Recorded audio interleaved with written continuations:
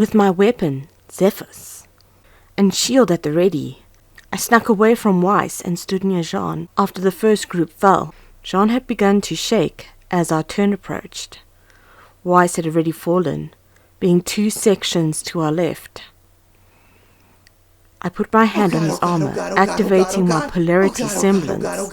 Now that I had made contact with metal, he looked at me with blue eyes full of fear. Calm yourself.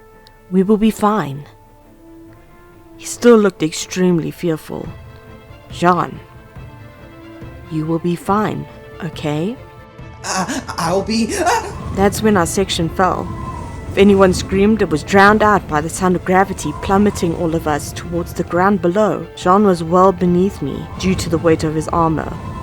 I looked around, seeing that we were heading towards forests. To my right was a ruined city, thinking it would be more advantageous to go there due to places to hide. Neither Weiss nor I had any experience in fighting Grimm. Most we have are strategies that other people have written. And if becoming a championship fighter has taught me anything, is that just because it's on paper doesn't mean that it's a universal fact. He was still plummeting faster, but I believed he was still in my range of my semblance. I held out my hand and reached out, and I felt the pull of his armor. I grabbed on and pulled back, slowing him down, letting me catch up as the trees began to become more detailed. I guided him the best I could to an area where he would land on some of the seemingly bushier trees. After he disappeared into the green, I launched myself closer to where he would have landed, using my semblance on myself, and landed safely on a branch. This thought was very different for me. I would have to keep it under control. I am a 3-time Mistrali champion, for God's sake. I closed my eyes and replayed the trajectory in my head. I opened them again, now calm. I looked northwest and hopped from branch to branch until I found him, dusting himself off, mumbling to himself. I examined him while I approached. He seemed for the most part unharmed, which relieved my mind. Jaune?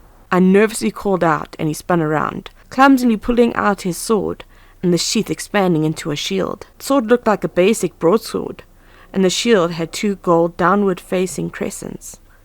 He looked relatively unbalanced, as if he was only lightly trained. His sword hand was shaky, showing he didn't even know how to hide his fear and hold steady. How did he even get here? Oh, it's you. Pyrrha, right? My heart flip-flopped. I am acting like an idiot. Now just take a deep breath. Calm yourself. We are not in a safe area. We just need to be calm and have an eased mind. Alright, now what's your semblance? Semblance? I don't know what that is. Oh, well, it's an ability produced by your aura. Oh, kind of like your ability? What do you mean? Well, by all means, I should be splattered on the ground, but my fall became dramatically slower. Happened after you touched my armor. That obvious? Yeah, it's like a magnet or something. Oh, what makes you say that? Well, I just assumed since it happened on the spot where you touched on my armor. Huh? Well, that's really good detective work. I, do have another question. What's aura? Wait. You don't know what an aura is? Am I supposed to? Well, I mean, it's just the most basic thing for a hunter to know. It protects you, heals you, and reduces your semblance. It's a necessity. Oh, yeah, that, does sound kind of important. Well, how do I know if I have an aura? Unfortunately, if you have to ask, most likely you don't have it unlocked. How do I get it unlocked? Well, training, extreme situations, and there's always someone else unlocking it for you. Can you unlock my aura? I can, in theory. It isn't guaranteed to work. I honestly don't know how much aura it will take to force yours out. If I didn't have enough, it could prove fatal, especially with us being in the forest. Grimm could be anywhere. I took a breath and relaxed. Okay, close your eyes. He did as he was told. I put my hand on his chest plate, the cold steel under my palm. I closed my eyes and focused everything on my hand. From the spark of one, a fire is lit in another. I felt a rush from exiting my hand against Jaune, and when I opened my eyes, I was greeted with his brightly shining light. It was like the sun. Did he have this much aura inside him? I was amazed. I thought about if he could get skilled enough fighting. He could be near unstoppable. The light faded, and Jaune opened his eyes. I must have had a strange look on my face, because Jaune looked embarrassed. I have never met a person with the amount of aura that you have. Oh, is that good? Yes, it is very good. We should start moving. He nodded, and we both set off towards what I hoped would be the city. We were quiet. Not awkwardly quiet, just quiet. He looked frightened and nervous.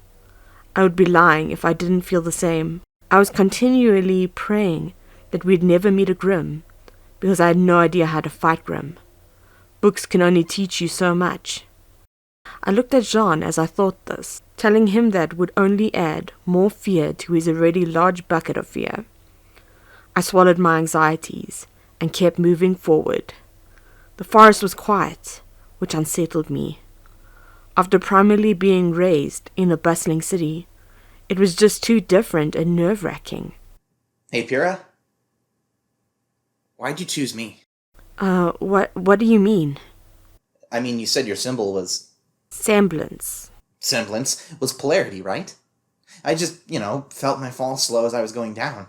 You helped me slow down and then you followed me, so I'm just wondering why. Well, you seemed to be a logical choice. You seemed the least experienced to me, so I thought we could balance out, somehow. Damn it, Pyrrha. Now you sound like an arrogant bitch. Oh, yeah, that actually makes perfect sense. My thought process stopped as my messy reasoning actually passed the test. Before anyone could continue, a growl was heard behind us. A large black bear-like creature with white bone-like armor stomped out of the trees and bushes and growled at us. What is that? Grimm! Jaune, get your weapon drawn! I turned my spear into a rifle, but my hands were trembling. I couldn't aim right. My breathing was erratic in fear. The Grimm bounded towards us until an arrow flew past my peripheral and hit the Grimm directly in the eye. And immediately the Grimm collapsed and vanished. A girl around our age walked up. You need to be careful. If you're gonna be hunters, you need to not hesitate with Grimm. Okay? The girl turned around and smiled. She was about 5'7", with short brown hair, wearing a bald cap on her head. She had purple eyes and tanned skin. Oh. Well, what's your name? My name is Jarrett. Yeah, cool story, bro. So, who are you? I'm Pyrrha. Nice to meet you. My name is Lamder Edith Erickson, but most people call me Ellie. We should hang out after this. We could talk, spar, go on a date. Wait, what? Okay, bye.